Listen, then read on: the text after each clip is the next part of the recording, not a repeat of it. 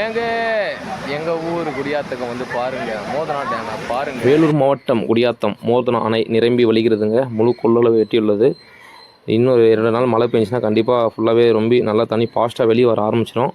இப்போ நிறைய சுற்றுலா பயணிகளும் நிறைய பேர் இப்போ வந்து இது பார்க்கறதுக்காக வந்துட்டுருக்காங்க. ஸோ ரொம்ப பயணம் வந்து நீங்கள் பாதுகாப்பாக இங்கே வந்து ஜாலியாக இருந்துட்டு குளிச்சுட்டு போங்க. ஆனால் கொஞ்சம் சேஃப்டியாக இருங்க. தண்ணி அதிகமாக நிரம்பி வளர்கிறதுக்கான வாய்ப்பு அதிகமாக இருக்குது.